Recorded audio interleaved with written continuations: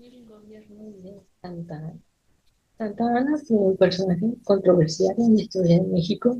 Este personaje nació en Villa de Jalapa, en Veracruz, el 21 de febrero de 1795.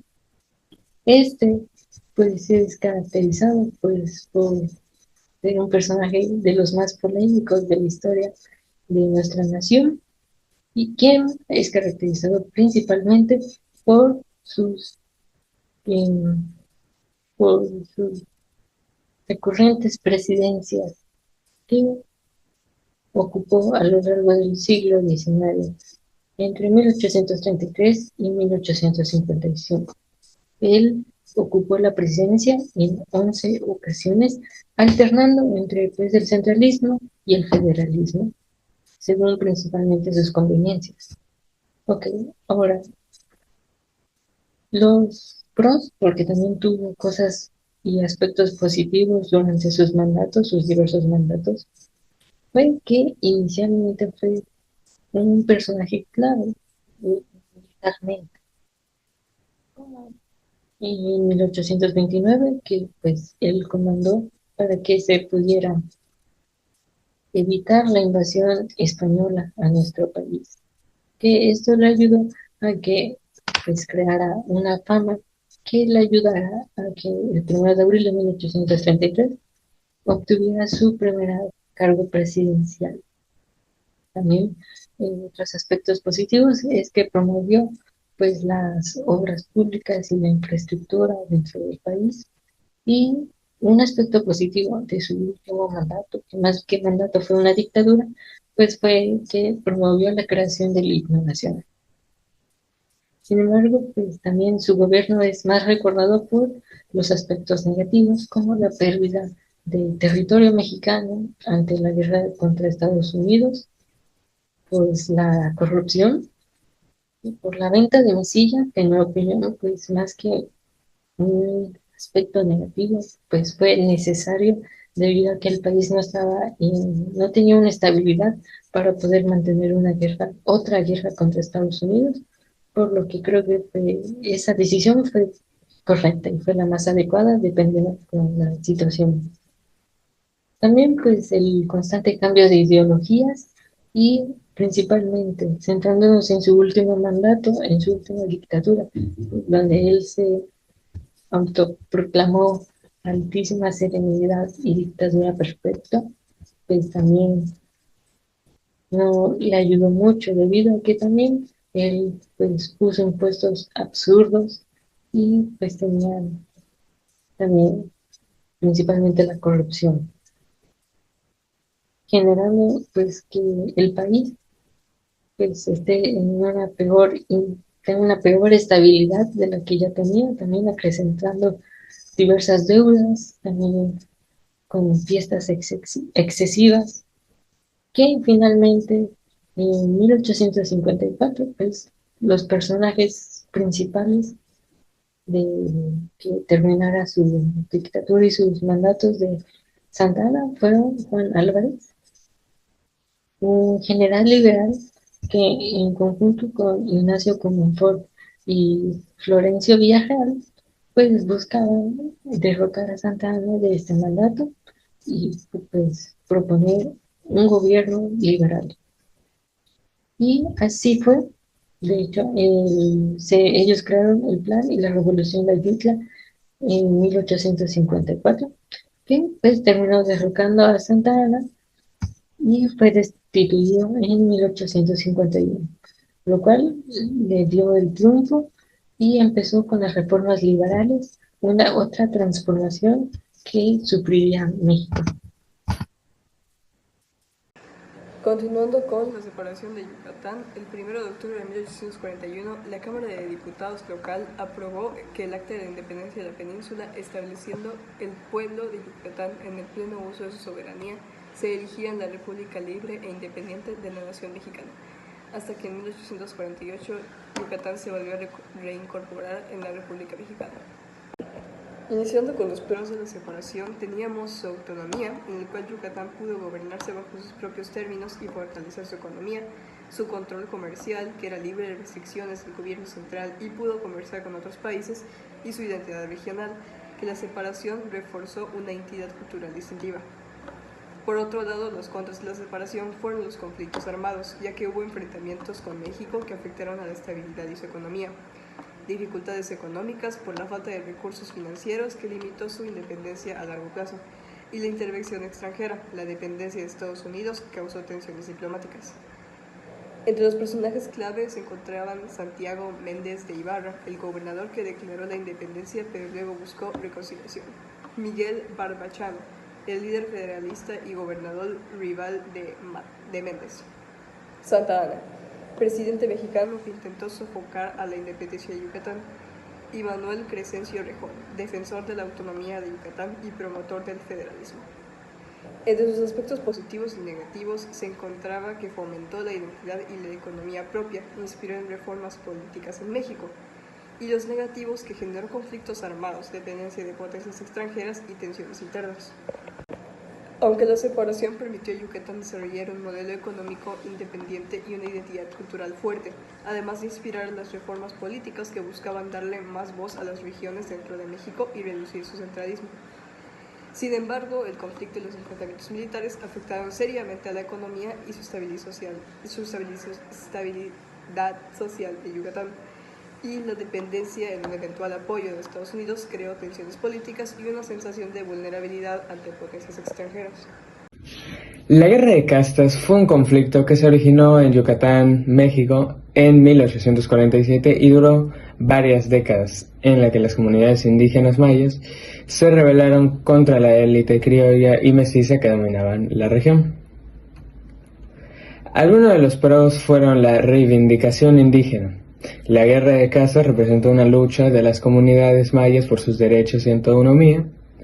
Y otro de los pros fue la conservación cultural. La lucha maya ayudó a preservar parte de su cultura y tradiciones al consolidar algunas comunidades indígenas. Los contras fueron violencia y pérdidas humanas que, como fue un conflicto sangriento, causó la muerte de miles de personas, tanto mayas como colonos y soldados. Otro fue la destrucción económica, ya que la guerra devastó la economía de Yucatán, afectando la producción agrícola y comercial de la región, y la pérdida de recursos y tierras. Los personajes de la Guerra de Castas fueron Cecilio Chi, uno de los líderes más destacados de la rebelión maya; Jacinto Apat, otro importante dirigente indígena que luchó por la autonomía maya; Santiago Méndez, que fue gobernador de Yucatán al inicio de la guerra, que intentó negociar y mantener la paz; y Felipe Carrillo Puerto, que aunque no fue un participante directo de la Guerra de Castas, su política a favor de los derechos de los indígenas en la región fue una consecuencia indirecta de los reclamos históricos de la guerra. Y mi opinión sobre la Guerra de Castas, la guerra surgió en un contexto de desigualdad extrema, ya que los mayas sufrían explotación en el trabajo, despojo de tierras y discriminación en casi todos los aspectos de la vida cotidiana. Y tras siglos de opresión, los líderes indígenas dieron una oportunidad de cambiar las condiciones de vida de su gente, buscando la autonomía de sus comunidades y derechos para su cultura. Sin embargo, las repercusiones fueron violentas, con miles de muertes y comunidades devastadas. La segunda invasión francesa, pues algunos de los pros es de que fue la modernización bajo el Segundo Imperio Mexicano, que fue gobernado por el emperador Maximiliano de Habsburgo. Se introdujeron políticas que buscaban modernizar el país y Maximiliano siempre promovía ciertas reformas liberales, como el respeto a los derechos de los indígenas. También está pues el apoyo europeo. La intervención trajo momentáneamente un interés europeo hacia México, con la promesa de traer estabilidad y crecimiento económico. Alguno de sus contras fue pues la pérdida de soberanía, La intervención de Francia fue un golpe duro para la independencia de México, como la imposición de un emperador europeo. México dejó de ser soberano y autónomo. También están los conflictos y destrucciones. La guerra con Francia y luego con las imperialistas causó grandes pérdidas humanas y materiales. Algunos de sus personajes más importantes pues es Benito Juárez. Este fue presidente de México y defensor de la República y de la soberanía nacional. Fue un símbolo de resistencia para México y un líder clave en la lucha contra el Imperio Mexicano. Maximiliano de Habsburgo. Él fue nombrado emperador de México por los franceses. Maximiliano intentó implementar algunas reformas, pero su gobierno no fue bien visto para muchos como una imposición extranjera. Napoleón III. Él fue emperador de Francia y principalmente impulsó la intervención a México. Él creía que establecer un imperio en México fortalecería la influencia de Francia en el continente de América. Algunos aspectos positivos y negativos. Un aspecto positivo fueron las leyes liberales. Maximiliano implementó varias reformas que reflejaban un espíritu liberal de parte de Maximiliano, como medidas a favor de los indígenas y las clases trabajadoras, lo cual era positivo para la época. Un aspecto negativo fue la intervención extranjera. La intervención pues reflejaba la debilidad interna de México y su vulnerabilidad frente a las potencias extranjeras. Otra fueron las consecuencias económicas. La guerra dejó al país devastado económicamente, lo dejó muy mal, ya que se invirtieron muchos recursos en defender la soberanía y en la reconstrucción tras el conflicto. Y bueno, en mi opinión, pues es que la segunda intervención francesa hacia México reflejaba cómo los problemas internos del país pues abrieron la puerta a las intervenciones extranjeras.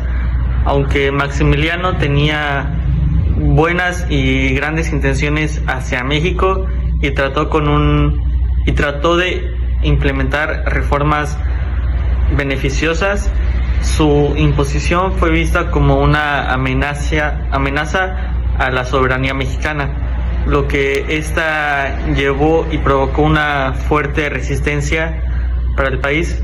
Esto demuestra la importancia de la independencia y de que un país debe de tomar sus propias decisiones sin intervención externas.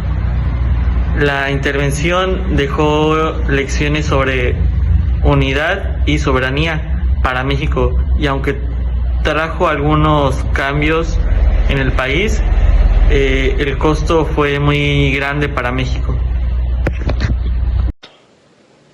Las leyes y guerras de reforma son un momento clave en la historia de México, un conflicto que cambió para siempre el rumbo del país al separar a la Iglesia del Estado y sentar las bases del México moderno. Hoy te contaremos todos los pros, los contras, los personajes clave y nuestra opinión final sobre este acontecimiento. Primero, hablemos de los actores principales. Al frente de las leyes de reforma estaba Benito Juárez, un indígena zapoteca, junto a otros liberales como Miguel Lerdo de Tejada y Melchor Ocampo, mientras que los conservadores, liderados por personajes como Félix María de Solega y Clero, defendían las tradiciones y privilegios de la Iglesia Católica en el país. Esta lucha comenzó en 1857 con la Constitución liberal que buscaba la separación de la Iglesia y del Estado, un cambio radical en ese momento. Las leyes de reforma incluyen normas clave como la Ley Juárez, que eliminaba los fueros eclesiásticos y militares, y la ley Lerdo, que promovía la venta de propiedades de la Iglesia. También estaba la ley Iglesias, que prohibía el cobro de servicios religiosos a los pobres. Este conjunto de leyes buscaban reducir el poder de la Iglesia y fortalecer el gobierno.